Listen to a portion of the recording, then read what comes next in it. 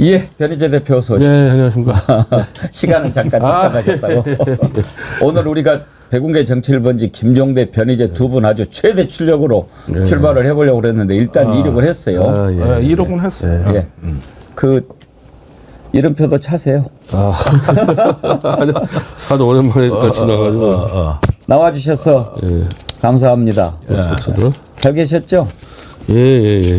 아예 이름표 차 조금 정도 하고 숨 좀 돌리고 안 되면 그냥 놔두세요. 얼굴이 간판이라서. 그래요. 아니면 그거 사실은 찾는 동안에 오늘 아침에 이원석 검찰총장이 그 기자들한테 입장을 밝혔는데 그러면 그 내용을 한번 좀 들어보죠. 네, 총장님 안녕하십니까. 지난주 금요일에 검찰수사심의위원회에서 김건희 여사에 대해서 좀 불기소를 권고를 했습니다. 어떻게 보고 계신지 말씀 부탁드립니다. 수사심의위원회는 외부의 전원 민간 전문가로 구성된 독립적인 위원회입니다. 저는 수사심의위원회의 구성부터 운영, 결정과 공보까지 일체 관여하지 않고 수사심의위원회에서 독립적으로 결정하도록 독립성을 보장을 했습니다. 앞서 이태원 참사 때의 수사심의위원회도 그렇고 이번 수사심의위원회 결정에 대해서도 미리 제가 그 결정을 존중하겠다 말씀드린 바 있습니다. 어떤 결정이 내려지든 간에 수사심의위원회의 외부의 민간 전문가들의 의견을 존중해서 사건을 처리하겠다 하는 마음은 이미 수사심의위원회 이전부터 여러분께 말씀드린 바 있습니다. 수심의 결론이 국민 법감정에 맞지 않다거나 뭐 면죄부 주는 거 아니냐 이런 비판도 나오는데 혹시 총장님 어떻게 생각하십니까? 대통령께서도 김건희 여사에 대해서 언론을 통해서 현명하지 못한 처신이라고 언급하신 것으로 알고 있습니다. 그러나 현명하지 못한 처신, 부적절한 처신, 바람직하지 못한 처신이 그것이 곧바로 법률상 형사처벌의 대상이 되거나 범죄 혐의가 인정되는 것은 아니다는 점, 두 가지 문제가 차원이 다르다는 점에서 저희들도 많은 고민을 했습니다. 그래서 예, 뭐 변명이 길다는 것은 그만큼 뭐 할 말이 없다는 얘기이기도 합니다. 변희재 대표님 기대 안 했죠? 근데 그 검찰총장은 저런 식으로 얘기하면 안 되죠. 우리 일반 국민들은 그냥 우리가 진짜 이 법을 잘 모르고 우리가 감정적으로 이 현명치 못한 판단했다 이렇게 될 수는 있지만은 저분은 최고 전문가 아닙니까? 범죄인지 아닌지를 가려낼 수 있는 최고 전문가 아니에요. 그러면 지금까지 계속 김건희를 마치 수사를 할 것처럼 얘기하고 했던 부분들에 대해서는 자기가 범죄라는 부분에 대해서 확신을 갖고 있으니까 얘기할 거 아닙니까? 근데 그래 놓고 이제 와가지고 이 현명치 못한 판단과 법은 다르다고 얘기해버리면은 그럼 그동안에 저분은 뭐 때문에 저렇게 계속 군부를 떼고 마치 할 것처럼 그랬습니까? 저거는 검찰총장으로서 해서 안 되는 발언이죠. 그러니까 그러면서도 또 현명치 못한 처신, 부적절한 처신, 요거는 또 힘줘서 얘기를 하면서 감정은 있다는 걸 또 저기 표현을 하는데 우리가 법리로 보면은 뭐 저렇게 얘기할 수 있어 그러지만 저건 용산에다가도 좀 나름대로 나 처벌은 안 하지만 예. 현명치 못하고 부적절하고 딱 그 정도 감정인 것 요런 같아요. 정도로 해서 자기 일종의 어떤 뭐 프로파간다를 비법 이외의 영역에서 나는 하는 거죠. 그런 면에서 용산도 뭐 좋은 말은 아니지 뭐 그쪽에 비해서. 그러니까 그 정도로 이제 무마하고 끝내겠다는 거 아닙니까? 그러니까. 현명하진 않지만은 뭐 범죄는 아니다. 그러려 그랬으면은 저분 이렇게 떠들었으면 안 되죠 지금까지. 그러니까. 지금까지 얼마나 저분 그래도 이 평범한 국민들은 또 저분한테 기대 건 사람도 있었잖아요 많이. 행여나 했죠. 혹시나 했죠. 그런데 뭐 사실은 이미 구성부터 그리고 또 절차부터 최재형 목사도 말할 기회를 달라고 그러는데 주지도 않았잖아요. 그거는 어떻게 보세요? 수사심의에 이제 진술을 못했죠. 예. 그리고 김건희 측의 주장만 채택을 한 건데 얼마 전에 경북경찰청 거기서 저 임성근 사단장 과실치사 여부를 갖다 면죄부를 줄 때도 바로 이런 식이었습니다. 그때 수사심의회가 열렸는데 위원장은 국회 출석해서 누군지 알았지만 우리가 지금까지도 위원이 누군지 몰라요. 그 다음에 그 유족 측이나 어떤 그 박정훈 변호인 측의 진술을 안 받았어요. 그러니까 이렇게 보면은 수사심의회는 주로 피해자가 요청한단 말이에요. 그러니까 어떤 이번 사건 같은 경우는 최재형 목사가 될 것이고, 이렇게 어떤 검찰 수사에 잘못된 피해를 입을 가능성이, 이걸 다시 한번 재심을 해보자, 이렇게 요청하는 경우가 많은데, 요즘 수사심의회의 제일 문제는 뭐냐면 피해받는 쪽이 빠진다는 거야. 당연히 수사에 불만이 있을 법한 사람의 진술을 들어줘야 되는데 그 절차가 경북경찰청도 없고 이번에 디올백도 없어요. 그 다음에 비공개예요. 세 번째가 가장 중요한데 수사 기록을 안 보여줘. 종합 판단만 하래. 그러니까 경북경찰청 경우는 어땠습니까? 수사 심의위원회 위원들이 전날 A4지 한 장, 그거 딱 자료 준 거 한 장 봤다는 거 아니야, 한 장. 그러니까 수사 기록을 우린 본 적이 없기 때문에 우리가 의견 제시한 건 원래 한계가 있다고 스스로 얘기를 한단 말이에요. 그러면 왜 열었느냐가 문제될 거 아니에요. 이번에 보니까 같아요. 수사 기록 본 게 없대. 근데 원래 이게 수사가 제대로 됐느냐, 기소를 안 하기로 한 게 맞느냐, 이런 기본 정보는 대줘야 되는 거예요. 그러니까 이런 거는 일종의 유령 조직이고 일종의 어떤 둘러리가 되는 거예요. 액세서리가. 이런 심의를 한다는 거는 대부분 시간이 많이 걸려요. 내가 이해람 중사 사망 때 이렇게 수사 심의 보면은 우리는 중계 방송을 들었어요. 오늘 심의에서 뭔 일 나왔습니까? 그리고 그때 우리가 원성을 들은 건 이거예요. 수사 심의회 때문에 너무 늦어지고 있다. 이 검찰의 프로세스가. 근데 이거 한 번에 뚜다닥 끝나. 달라도 너무 다르잖아, 이게. 이게 어떻게 수사심의예요? 말아먹는 위원회지. 지금 박준영 변호사인가 수사심의위원회 처음에 만들 때 이렇게 검토했던 설계했던 분이잖아요. 네. 차라리 수사심의위원회 없애는 게 낫다 그렇게 얘기를 하더라고요. 하나의 성과였는데 검찰개혁의 하나의 성과였고 사실은 저도 수사심의위원회를 준비를 했었어요. 제 사건 같은 경우도. 근데 이제 이 정권 들어와서는 할 필요 없겠다. 저 송영길 대표 수사심의 하는 거 보니까 남이 정말 이 수사를 해놓은 거를 이게 기소가 옳다 그러다 판단하려면 수사한 것보다 더 철저하게 조사를 해야 되는데 그냥 바로 그냥 하루 만에 그냥 기각해버리더라고요. 그래서 이건 무의미하겠다 싶어서 저도 안 해버렸는데 그러면 이거는 있을 필요가 없죠. 수사가 잘못된 거에서 피해자들이 활용해야 할 제도인데 피해자들을 아예 무시해버리고 그냥 끝내버리는 조도는 의미가 없어진 거죠. 예. 자, 그럼 이제 어차피 검찰이 짜놓은 시나리오대로 쭉 갔는데 이제는 결국 특검 외에는 이거를 해결할 수 있는 방법이 없잖아요. 근데 특검이 가능하겠습니까? 현재 정치 구도로는 불가능하죠. 특히 이제 이게 다 연결이 되는 부분이라고 봅니다. 저는 이 문재인에 대한 수사나 지금 계엄령이나 이런 부분들이 다 종합적으로 판단해서 한마디로 윤석열 정권이 정치적 승부수를 던진 거기 때문에 이렇게 되면은 좌우 이념 대결을 또 아주 거세게 붙여버릴 거니까 108명의 국힘당 의원들이 8명을 빼내는 부분이 이념의 벽이 높아지면 이게 나올 수가 없거든요. 그 자신감을 가지고 그냥 막 다 때리고 있는 거죠. 그러면은 그 이념의 벽을 허물 수 있는 방법이 있나요?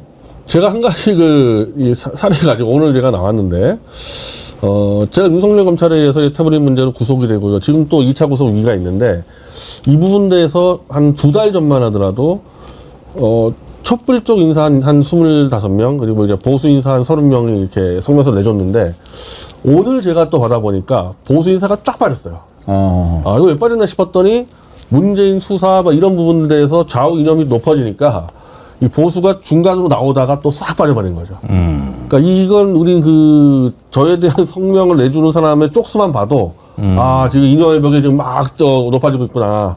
이러면은 특검도 힘들어지고 상당히 다 여의치 않게 되죠. 그럼 문재인 전 대통령에 대한 수사를 이념 대결로 몰아가기 위한 그런 구도라고 보시는 겁니까? 사실은 지금 이 보수 유튜버들 사이에서 굉장히 이 여론이 아주 안 좋았거든요. 윤석열 대해서. 그동안에. 네, 그동안에. 이거 뭐 하는 거냐, 이 사람들 도대체. 그리고 의사 문제가 원래 의사가 이 대표적인 보수 집단이에요. 그래서 윤석열 정권에 대한 지지율도 의사들은 의사협회 조사인데 거의 97%가 윤석열 지지했습니다. 근데 이 의사들을 때려잡으니까 연결된 보수단체나 이제 보수 원로들이 지금 다 돌아서가지고 실제로 지금 유튜브 보면 정규제 조갑제 난리 나거든요. 지금 대한민국을 공동묘지로 만들고 있다. 이래가지고 보수가 지금 윤석열을 확 치러 나가는 상황이었는데 문재인이 들치니까 올 수도 없고. 또 이제 뭉쳐가지고 그러니까 저는 그거를 아마 이 정권 차원에서 이 문재인 거를 쥐고 있다가 위험할 때 한번 쓰려고 지금 준비한 거를 지금 풀어서 정권에 대해서 지금 이제 이용하고 있다고 봅니다.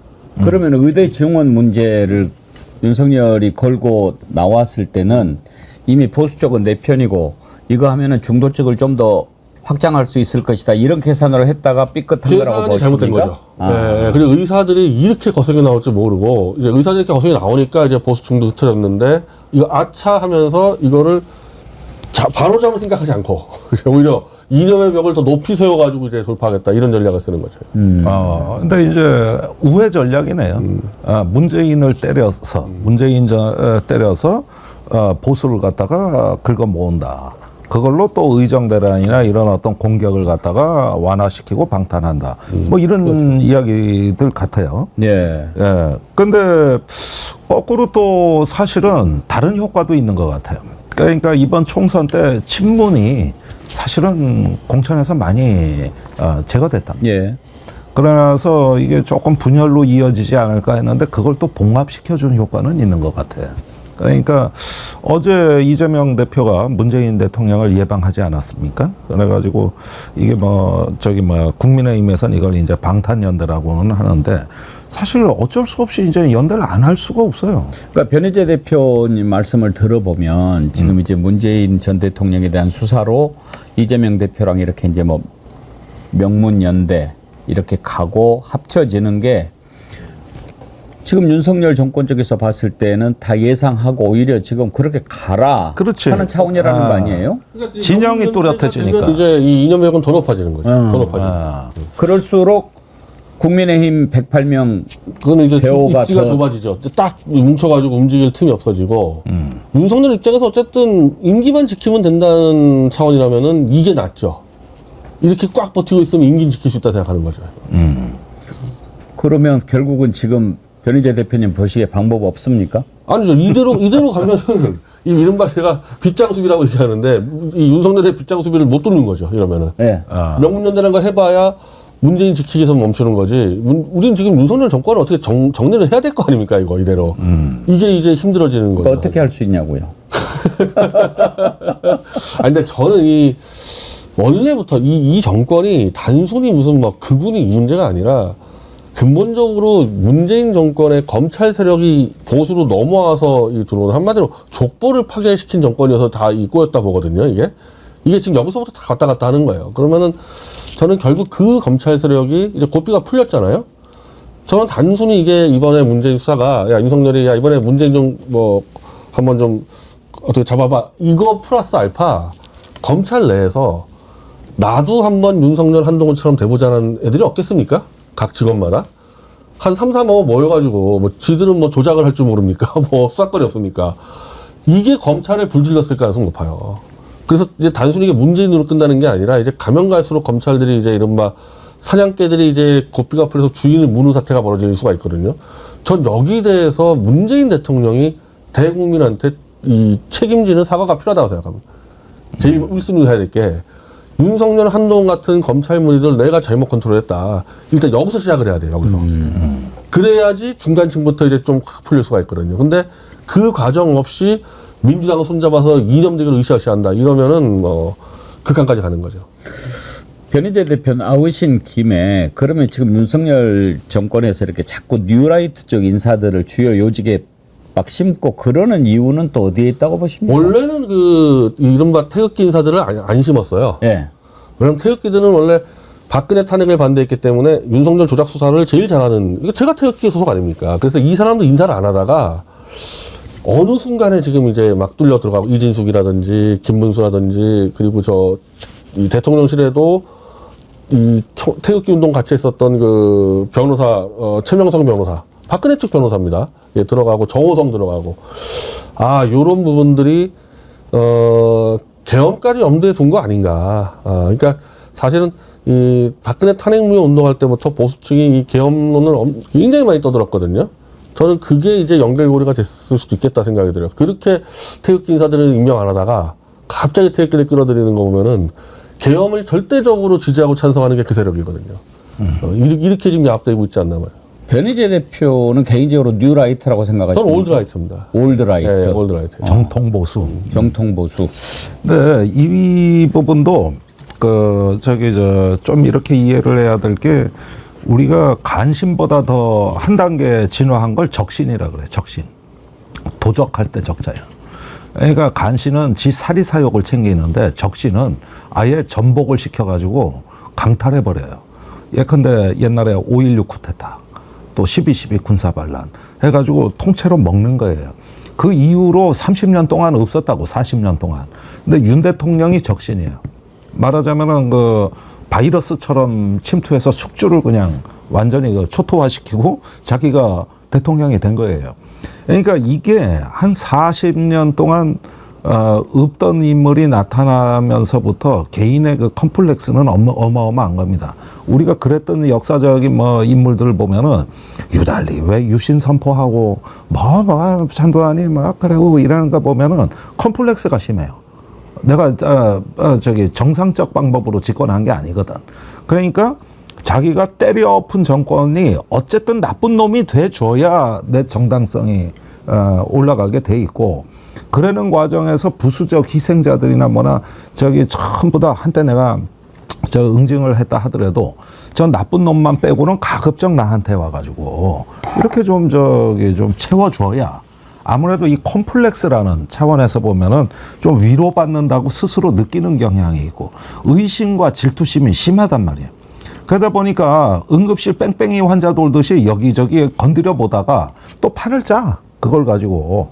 전 그러다가 이번에 또 하나 이제 변 대표가 얘기한 그런 식의 어떤 구도를 만들려고 하는 건데, 근데 이게 그러면 성공할 수 있느냐를 봐야 될 거 아니에요. 의도는 알겠는데 전 조금 어렵다고 봐요.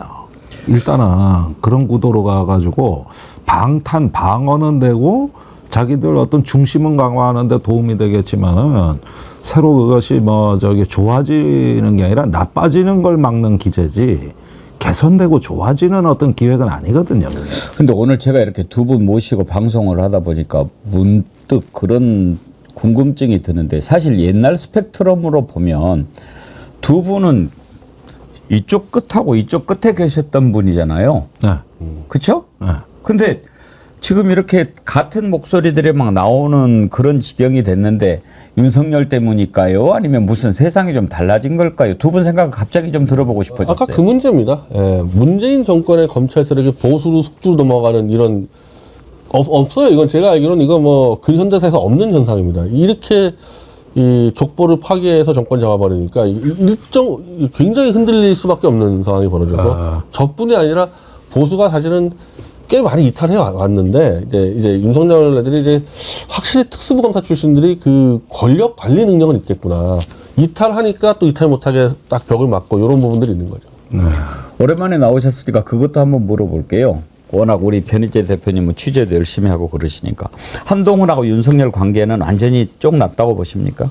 아니죠. 그것도 마찬가지죠. 네, 마찬가지죠. 그 한동훈이 좀 이제 자기 포지션을 좀 넓혀서 최소한 전두환 때 노태우 정도의 쇼는 하도록 양해해 줄 줄 알았는데, 윤석열은 끝까지 한동훈 걔는 그냥 자기 검사 시절 때 하수인밖에 안 된다 해서 움직일 tum을 안 줬잖아요. 아무것도 안 주지 않았습니까?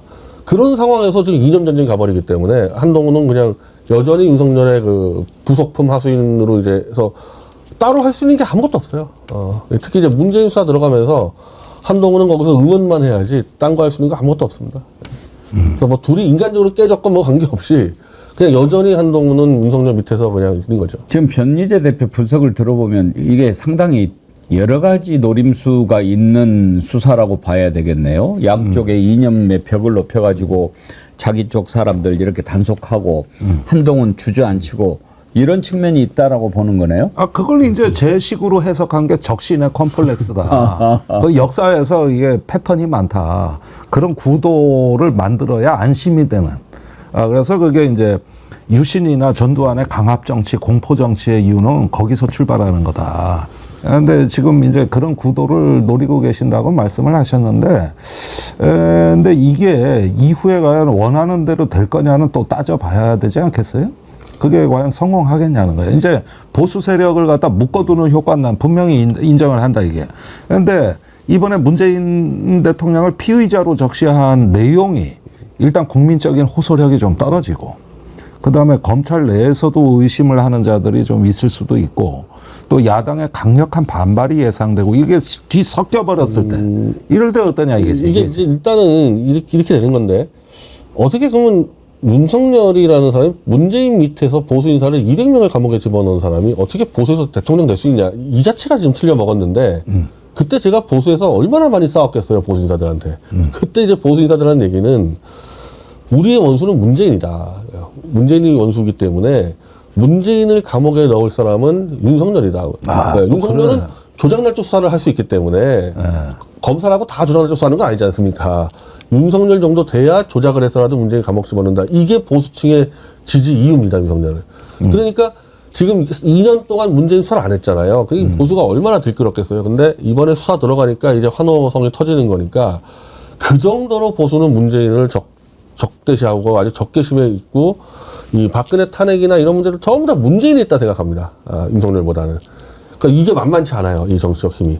근데 그런 식으로 한풀이를 한다 하더라도 실질적으로 지금 이번에 갤럽이든 뭐든 70대 지지율이 떨어지고 있는 거는 의료 사태거든요. 이거는 게임이 아니다. 내 옆에 친구들이 죽어나가는 거예요. 이 문제는 지금. 이건 점점 악화되니까, 어찌 보면 제가 볼 때 지금 이 둘이 벌이는 전쟁은 디지털 게임과 비슷해요. 이 국민의 삶과 별 관계없는 것 같고, 자기들끼리 이념 게임을 하고 있는데, 사람 죽어나가는 문제는 게임이 아니거든요. 이게 아주 비참한 현실인데, 그거를 오히려 이 이념 전쟁으로 의료 문제를 그냥 이렇게 은폐시켜버린다? 그러면 밑은 더 골마 들어갈 거 아닙니까? 그러니까 정치적으로는 더 굳건해 보이는데 바닥은 와르르 무너져가는 그런 식으로 진행되는 거예요. 아니, 정치적 고관여층은 변희재 대표가 말하는 정권의 의도가 잘 먹혀들고, 그렇지 않은 분들한테는 오히려 역효과가 날 수도 있죠. 이건 매우 다면적이고 다층적이고, 최근에 이 국민 여론 지형을 보면은 나날이 세분화되지 않습니까? 그러면서 이걸 일률적으로 재단할 수는 없는 문제다. 그런데 의료 대란의 고통은 너무 크다. 그다음에 정권이 무능하다는 게 이걸로 가려지지 않는 다수의 층들이 두텁게 존재하고, 또 조금 이제 그 노인들한테는 이건 좀 생명의 문제니까 이런 부분에 있어서는 오히려 역효과도 예상이 되는 거죠. 아까 2차 구속 위기 얘기를 하셨는데 지금 뭐 조사받고 있어요? 아니 제가 그 태블릿 1심에서 제가 구속됐다가 나왔는데, 이제 2심이 넘어갔는데, 2심에서 또 모든 증거와 모든 증인을 그냥 다 무차별 날리면서 이제 구속을 지금 기도하고 있어가지고, 저희 쪽도 지금 비상사태인데, 이것도 저는 이 큰 차원의 하나의 맥락이지, 무관하지 않다고 봅니다. 2심에서 구속 위기라고 하는 것은 실형을 선고받고 법정 구속된다는 그렇죠. 얘기예요? 예, 이제 10월 29일 날 아마 결심을 해서 바로 11월에 이제 선고를 때려서 구속을 시키는 부분들이 다 연결됐다고 저는 봅니다. 그건 법원에서 판단하는 문제 아니겠습니까? 그 법원이, 뭐 다는 모르겠지만은 최소한 정치적인 핵심 사건들은 다 장악이 됐다고 봐요. 그러니까 제 사건뿐이 아니라 정치적 사건들 같은 경우는 판사가 검사보다 더한 경우가 많고, 제 사건이 그렇습니다. 선고 공판이 언제라고요? 이제 선거 공판이 아마 11월쯤 나올 것 같습니다. 지금 그럼 아직 신혼인데. 아니 신혼인 게 뭐 지금 보니까 변희재 대표님 결혼 앞두고 다이어트 하신 건가요? 월 슬림해지고 젊어지셨네요. 또 정연희님, 변희재님 결혼하셨다더니 장가 가셨나요? 그런데 결혼하셨나요? 지금 이번 9월 달에. 28일 날 제가 결혼인데, 9월 28일. 그것 때문에 공판을 10월 28일 연기했습니다. 왜냐하면 결혼 전에 선고해버리면요, 제가 도주의 우려가 없잖아요. 이 나이에 결혼하는데 뭐 도주하겠습니까? 그러면 구속을 못 시키니까 그것 때문에 공판 연기해버린 겁니다. 근데 9월 28일이 길일인가 봐요. 지금 9월 28일 날 결혼한다는 분이 많아요. 날짜가 좋은 날짜래요? 가만히 있죠. 국군이 서울 수복한 나라냐? 네, 맞습니다. 근데 뭐 저 하나 나가는 게 아니기 때문에 똘똘 뭉쳐가지고 이제 헤쳐나가야죠. 아니, 그러니까 지금 전쟁 중이시고 또 결혼 전선이고 여러 가지가 걸려 계시는데, 어쨌든지 간에 우리 여름에 뭔 일이 있는 줄 알았다고. 그거 잘 넘어갔거든요. 그래서 앞으로 여태까지 잘 해오셨듯이 뭐 잘 되지 않겠나 생각을 당장 하고 이제 있어요. 결혼식 내가. 하객에서 상당히 문제가 생긴 게 원래 보수층이 왕창 오기로 했는데 문재인을 잡아넣는 하니까 보수층이 지금 쫙 빠져가지고 이게 지금 이 축의금에 지금 비상사태 벌어졌어요. 아니 계좌가 있으니까. 이 축의금은 네, 보수가 네. 많이 와야 되는데 안 와야죠. 이거 잘못하다가 한쪽 라인은 촛불 하객, 한쪽 라인은 태극기 하객 이래 됐는데 이게 이념 분쟁이 붙으면은 그 분위기 썰렁해질 수 있어요. 촛불이 더 많을 것 같습니다. 그래요? 태극기보다. 예. 목포의 어머님께서 아까 변희재 대표 말씀하신 것과 같은 의견을 주셨네요. 내가 늘상 주장하는 게 양산에서 분명한 대국민 사과 성명을 발표해야 한다는 것입니다. 집권 시 인사를 잘못해서 나라를 이 지경으로 만들었다고 양산 성명을 발표하고 모든 국민이 똘똘 뭉치도록 해줘야 합니다. 퇴임자께서 지지율이 높아서 기분은 좋을지 모르나 정권 재창출을 못한 업보는 씻을 수가 없습니다. 이런 의견을 주셨네요. 예, 시간이 얼마 남지는 않았지만 지금 의대 증원으로 시끄럽잖아요. 추석 앞두고 이게 문제가 좀 풀릴 줄 알았는데 이게 더 꼬이는 양상입니다. 이 내용 한번 잠깐 짚어보죠.